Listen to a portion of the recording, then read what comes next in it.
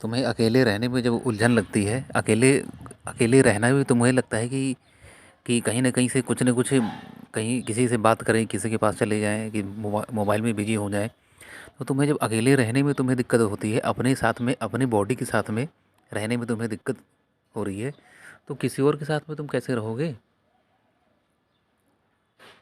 तुम्हें अपने दिमाग से तुम्हें डर लग रहा है कि तुम्हें कोई कोई भी क्षण जो तुम ये नहीं चाहते हो कि हम मतलब अकेले बैठें। तुम्हें मोबाइल चाहिए चलाने के लिए, कोई गेम चाहिए चलाने के लिए, थोड़ी देर भी अगर शांति से अकेले अगर बैठे हो तो तुम्हारे दिमाग तुम्हें उलझन भरी लगता है कि यार क्या करें, क्या करें, क्या करें, कोई काम ही नहीं है जैसे जैसे तुम्हारे पास।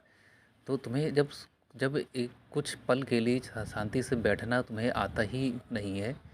तुम अगर ध्यान योग भी तुम अगर कर रहे हो तो मतलब तुम बैठे तो हो, तो वो पोजीशन में बैठे तो हो, लेकिन ये कि तुम्हारी जो दिमाग है वो तो तुम्हारा कहीं ना कहीं बिजी है, सोच रहा है, मोबाइल में सोच रहा है, कहीं कपड़े में सोच रहा है, कहीं शॉपिंग करने के लिए सोच रहा है, कहीं घूमने में सोच रहा है। दिमाग तुम्हारा खाली तुम्हारा है ही नहीं। और तुम और तुम चाहते हो कि जो है कि यार उसने मेरे साथ में ये कर दिया, उसने मेरे साथ में ये कर दिया, उसने मुझे धोखा दे दिया, उसने मुझे परेशान कर दिया, उसने ये मेरी चीज़ ले ली, उसने ये चुरा लिया, उसने मेरी बुराई की, उसने मेरे बारे में ऐसा ऐसा कहा, उल्टा सीधा कहा। तो ये सब चीज़ें तुम्हारे दिमाग में चल रही हैं।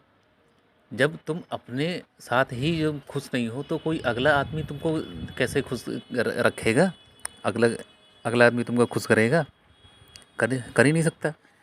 जब अगला आदमी तुमको खुश नहीं कर सकता तो जो है तुम खुद से जब परेशान हो तो अगला आदमी क्या क्या तुमको सुख देगा? तो ये पूरा स्ट्रक्चर जो तुमने अपने पास में इकट्ठा कर लिया है, ये तुमने किया इकट्ठा। तुम्हारे माइंड को मीडिया वालों ने और ये सरकार ने, तुम्हारे एजुकेशन सिस्टम ने और ये कंपनियां हैं, इनके ऐड ने, टीवी ने, तो ये इन सब लोगों ने तुम्हारे माइंड को कर लिया है कैप्चर, कि तुम अपने अपने शरीर में, अपने माइंड में तो हो, लेकिन ये है कि कंट्रोलर वो लोग हैं।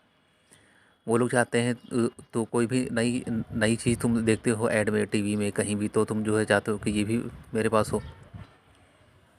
तो अब क्या है कि कंट्रोलर तो वो लोग हैं। तुम्हारी भावनाएं थोड़ी सी भी अगर हिल गई तो तुम चाहोगे कि ये चाहे उधार तुमको लेना पड़े, तुम वो चीज़ें खरीद के लेकर आओगे, तुम्हारे पास वो चीज़ें होंगी, होनी चाहिए। मार्केट में सबके पास है, मेरे दोस्तों के पास है, मेरे पास नहीं है।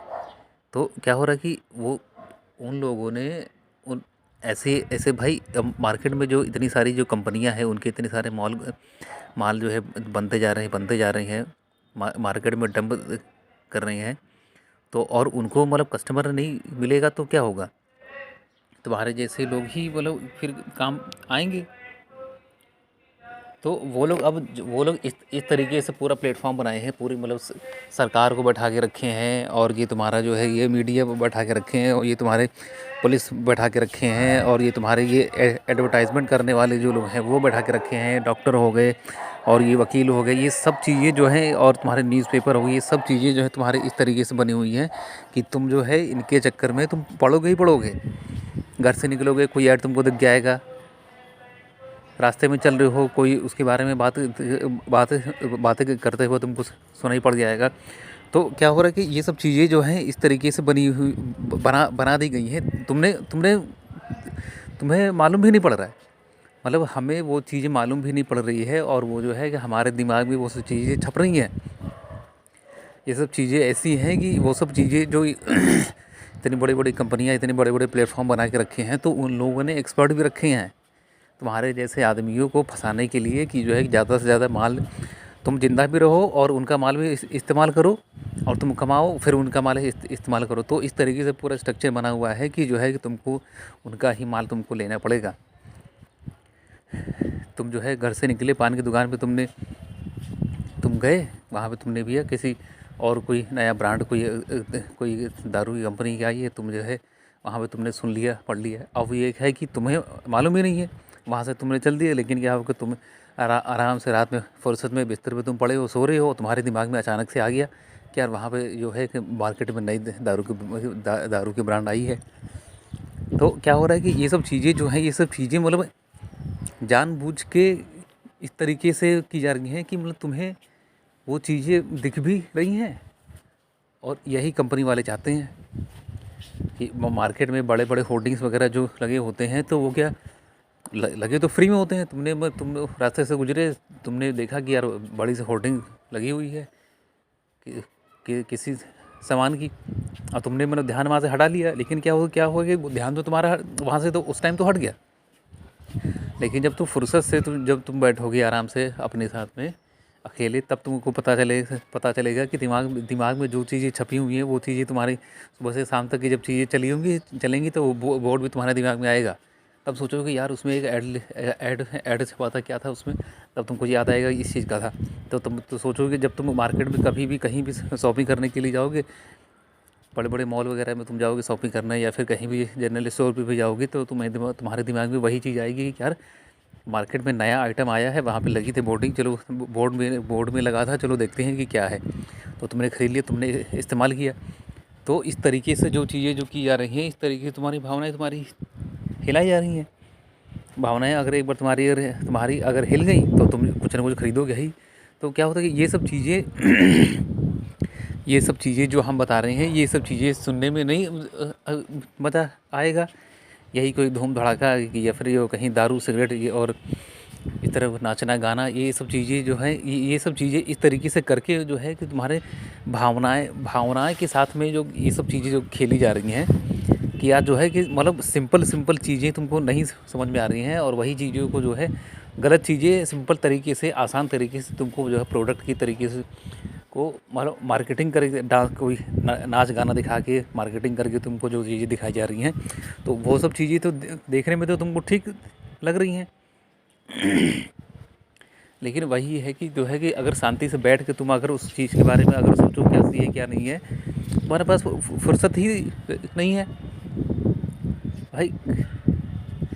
मतलब तुम्हारे पास टाइम नहीं है तुमको तुम्हारे अपने बारे में समझने के लिए, अपने बारे में मतलब क्या सही है क्या गलत समझने के लिए तुम्हारे पास टाइम नहीं है, तो फिर क्या होगा।